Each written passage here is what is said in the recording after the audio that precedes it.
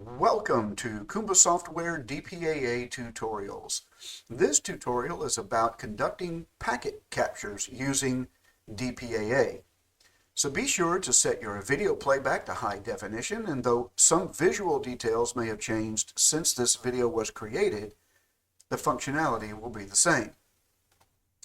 So what I've done is I've got DPAA up and running. I've got a couple of appliances not connected, a couple of appliances connected, and I've selected the default domain. Now, we don't have to select the default domain. This just makes it clearer because that's generally where you have to go if you log in to DataPower to conduct your packet captures. But in this case, DPAA knows we're working against the default domain. I think it just makes it clearer for the video. Along the top of the screen here, we have a number of tabs, Find Status, and what we want to do is we want to go all the way over to this Troubleshooting tab. Then under the Troubleshooting tab, we have a number of other tabs where we can do some troubleshooting exercises, TCP and ping, traceroute, and one of them is Packet Capture.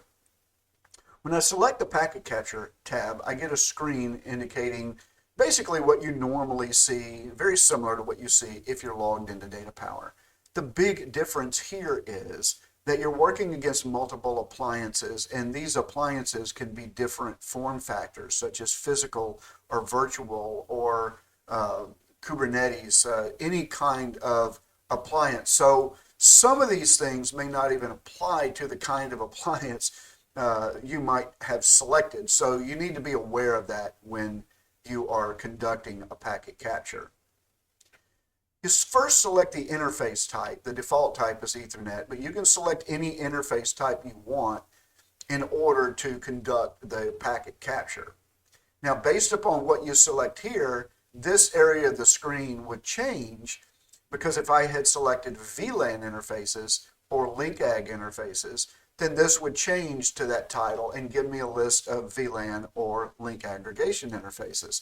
In this case, what I have is I have an aggregate list of the Ethernet interfaces available to me from the selection of appliances I have made.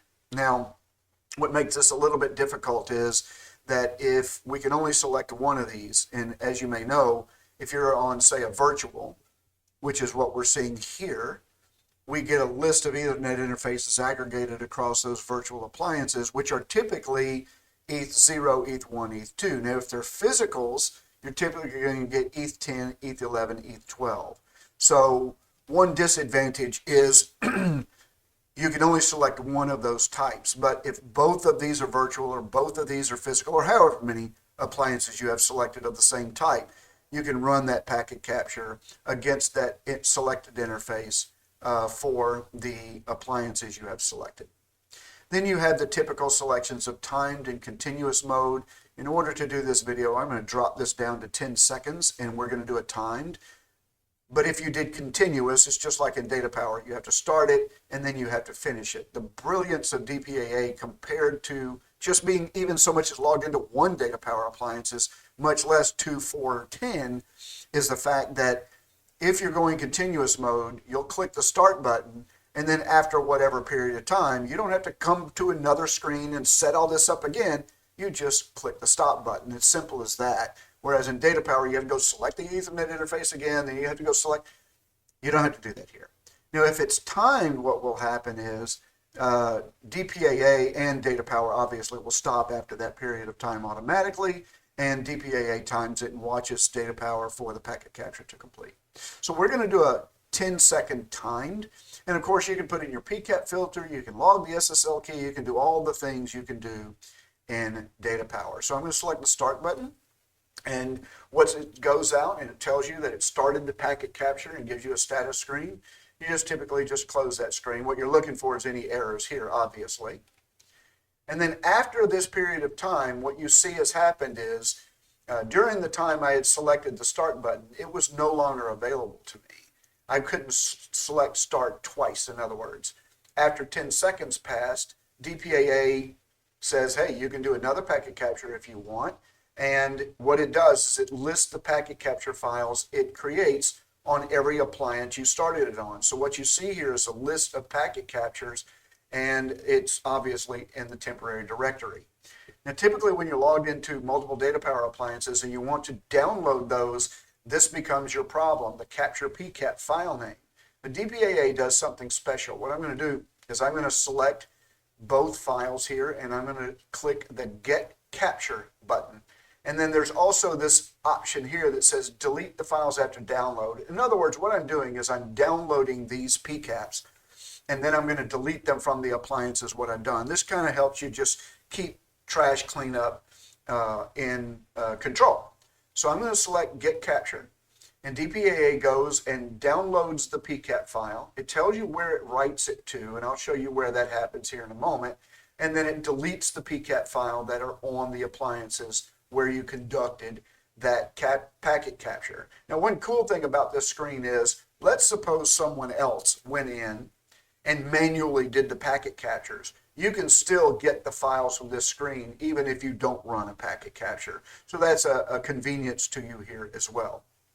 Now, when you first ran DPAA for the very first time, what happened is DPAA created a number of subdirectories, okay, in there. And when you extracted it, you had another. The first time you ran it, you got like file store, error reports, domain backups, and another directory called packet captures. So when you get the packet captures, DPAA pulls them off the boxes, and it does a really convenient thing for you so you don't have file name collisions in your local file system.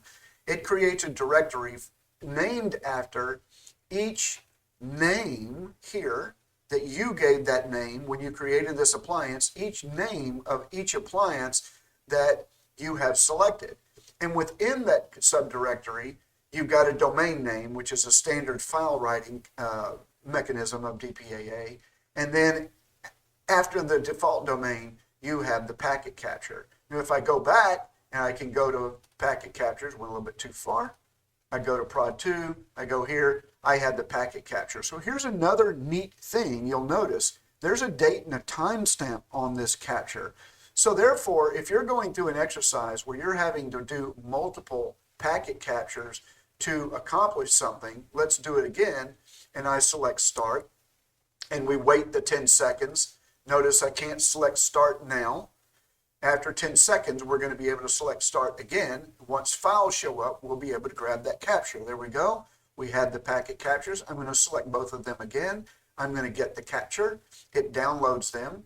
So what we're going to notice, if I pull this screen back and we back up to any production, say I'm in production 2, right, or production 1, and I go to the default domain, now you'll notice I have 2 files.